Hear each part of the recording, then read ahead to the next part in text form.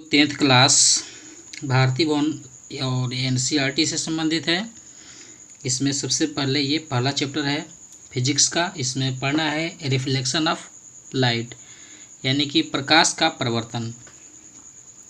तो यहाँ पर देखिए कह रहा है कि प्रकाश यानी कि लाइट। लाइट क्या है? What is light? यानी कि प्रकाश। तो इसका आंसर है प्रकाश वह भौतिक कारक है जिससे किसी वस्तु पर पड़ने से हमें देखने की अनुभूति होती है। इसके बिना किसी वस्तु को देख पाना असंभव है। यानी कि जो प्रकाश है, प्रकाश एक ऐसा कारक है जिसकी सहायता से हम किसी वस्तु को देख सकते हैं और इसके बिना देख पाना जो है किसी वस्तु को असंभव है। और ये एक प्रकार की ऊर्जा भी है और इसे विभिन्न ऊर्जाओं में बदला भी जा सकता है प्रकाश को। और दूसरा टॉपिक है प्रकाश स्रोत क्या है। तो प्रकाश स्रोत के बारे में हम जानेंगे। यहाँ पे प्रकाश स्रोत यानी कि सोर्स ऑफ लाइट। तो कह रहा है कि प्रकाश उत्पन्न करने वाली वस्तुओं को प्रकाश स्रोत कहा जाता है। यानी कि जो वस्तुएं प्रकाश उत्सर्जित करती है उससे हम क्या कहते हैं? प्रकाश स्रोत कहते हैं। तो प्रकाश स्रोत जो है मुख्यतः कितने प्रकार की होती है? 2 प्रकार की। यानी कि जो वस्तुएं प्रकाश उत्सर्जित करती है उससे हम क्या कहते हैं? प्रकाश स्रोत। यानी कि प्रकाश उत्पन्न करने वाली वस्तु को प्रकाश स्रोत कहा जाता है। और ये मुख्यतः कितने प्रकार की होती है? तो 2 प्रकार की। तो इसमें पहला है प्राकृतिक प्रकाश स्रोत। तो प्राकृतिक प्रकाश स्रोत में हो जाएगा कि प्रकृति में पाई जाने वाली वैसी वस्तुएं जो प्रकाश का उत्सर्जन करती है प्राकृतिक प्रकाश स्रोत कहलाता है। जैसे सूर्य, तारे, जुगनू इत्यादि। यानी कि जिस वस्तु से प्रकाश निकलता है उसे हम प्रकाश स्रोत कहते हैं। और ये मुख्यतः 2 प्रकार की होती है। प्रकाश स्रोत यानी कि जिस वस्तु से प्रकाश निकलता है। तो हमें देखना है कि कौन कौन से वस्तु से प्रकाश निकलता है। तो प्रकाश निकलता है सूर्य से, तारे से, जुगनू से। लेकिन ये सूर्य, तारे, जुगनू जो है ये मानव द्वारा नहीं बनाया गया है, इसलिए ये प्राकृतिक प्रकाश स्रोत हैं। यानी कि प्रकृति में पाई जाने वाली वैसी वस्तुएं जो प्रकाश का उत्सर्जन करती हो या प्रकृति में वैसी वस्तुएं हो जो प्रकाश उत्सर्जित करती हो, उससे हम प्रकाश का उत्सर्जन यानी कि प्राकृतिक प्रकाश स्रोत नेचुरल सोर्स ऑफ लाइट कहते हैं। तो ये जो है सूर्य, तारे, जुगनू इत्यादि हैं, ये प्राकृतिक प्रकाश स्रोत कहलाते हैं। तो ये प्रकाश स्रोत का पहला है प्राकृतिक प्रकाश स्रोत। और दूसरा देखेंगे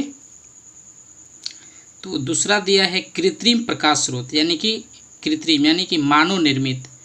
यहाँ पे दिया है आर्टिफिशियल सोर्स ऑफ लाइट, यानी कि मानव द्वारा। यानी कि मानव द्वारा निर्मित वैसी वस्तुएं जो प्रकाश का उत्सर्जन करती है कृत्रिम प्रकाश स्रोत कहलाती है। यानी कि जो प्रकाश स्रोत जो है मानव द्वारा निर्मित किया गया है उसे हम कृत्रिम प्रकाश स्रोत कहते हैं। यानी कि जो मानव द्वारा क्या किया गया हो? बनाया गया हो। तो जैसे में बनाया गया है मोमबत्ती, लैंप, लालटेन, टॉर्च, दीपक इत्यादि। यानी कि मोमबत्ती जो है एक कृत्रिम प्रकाश स्रोत है और सूर्य जो है ये दिया है प्राकृतिक प्रकाश स्रोत हैं। क्योंकि ये सूर्य जो है प्राकृतिक द्वारा बना है और ये जो मोमबत्ती, लैंप, लालटेन, टॉर्च, दीपक इत्यादि जो हैं ये कृत्रिम प्रकाश स्रोत हैं, क्योंकि ये जो है मानव द्वारा। यानी कि जो प्रकृति में वैसी वस्तुएं जो प्रकाश का उत्सर्जन करती हो यानी कि प्राकृतिक द्वारा हो उसे प्राकृतिक प्रकाश स्रोत कहते हैं। और जो मानव द्वारा बनाई गई हो उससे हम कृत्रिम प्रकाश स्रोत कहते हैं। जैसे मोमबत्ती, लैंप, लालटेन, टॉर्च, दीपक इत्यादि। तो यह है कृत्रिम प्रकाश स्रोत। अब आगे देखेंगे हम। देखिए ये ऐसा नोट्स है जो सभी 10th क्लास के सिलेबस से हैं, चाहे वो एनसीईआरटी हो, चाहे सीबीएसई हो, चाहे बीटीसी, चाहे कोई भी प्रकाशन का क्यों ना हो। तो ये वीवीआई ऑब्जेक्टिव मतलब कि ये टॉपिक है सब। यहाँ पे दिया है प्रदीप्त वस्तुएं यानी कि ल्यूमिनस लाइट्स। तो प्रदीप्त किसे कहते हैं? तो प्रदीप्त वस्तुएं हो जाएगा कि प्रकाश उत्सर्जित करने वाली वस्तुओं को प्रदीप्त वस्तुएं कहा जाता है। यानी कि जो वस्तुएं प्रकाश को उत्सर्जन करती है तो उससे हम क्या कहते हैं? प्रदीप्त वस्तुएं कहते हैं। जैसे हो जाएगा सूर्य, तारे, मोमबत्ती, बल्ब इत्यादि। यानी कि सूर्य से, तारे से, मोमबत्ती से और बल्ब से प्रकाश क्या होता है, निकलता है, उत्सर्जित होता है, तो इससे हम क्या कहेंगे, प्रदीप्त वस्तुएं। यानी कि जो वस्तुएं प्रकाश देती है या जो वस्तुएं प्रकाश निकलती है या जो वस्तुएं प्रकाश उसको उत्सर्जित करती है, उससे हम क्या कहेंगे, प्रदीप्त वस्तुएं, ल्यूमिनस लाइट। यानी कि जैसे इसका आंसर जैसे में हो जाएगा सूर्य, तारे, मोमबत्ती, बल्ब इत्यादि। यानी कि इन सब से प्रकाश निकलता है, तो ये जो है प्रदीप्त वस्तुएं हैं, सूर्य, तारे, मोमबत्ती, बल्ब इत्यादि। और इसके आगे देखेंगे अप्रदीप्त वस्तुएं दिया है, तो इसका परिभाषा हो जाएगा नॉन ल्यूमिनस लाइट्स। यानी कि जो वस्तु प्रकाश नहीं उत्सर्जित करती है या जिस वस्तु से प्रकाश नहीं निकलता है, तो इसका डिफिनेशन हो जाएगा अप्रदीप्त वस्तुएं का, नॉन ल्यूमिनस लाइट्स का। तो वैसी वस्तुएं जो प्रकाश का उत्सर्जन नहीं करती है अप्रदीप्त वस्तुएं कहलाती है। यानी कि वैसी वस्तुएं कुछ होती है जो जिससे प्रकाश नहीं निकलता है उसे अप्रदीप्त वस्तुएं कहते हैं, और जिससे प्रकाश निकलता है उसे प्रदीप्त कहते हैं, और जिससे प्रकाश नहीं निकलता है उसे अप्रदीप्त कहते हैं।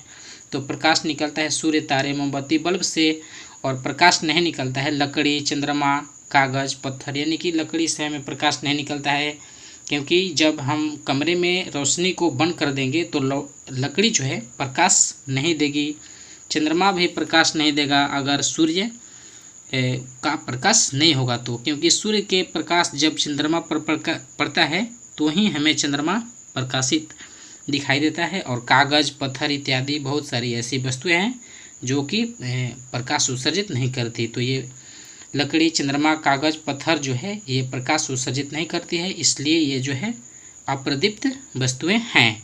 अब आगे देखेंगे इसके नोट्स में, तो देखिए नोट्स 1 है कि चंद्रमा एक अप्रदीप्त वस्तु है।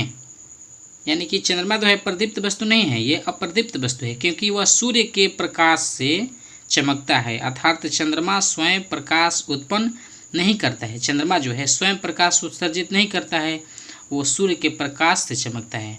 दूसरा नंबर में है कि चंद्रमा पृथ्वी का एकमात्र प्राकृतिक क्या है, उपग्रह है।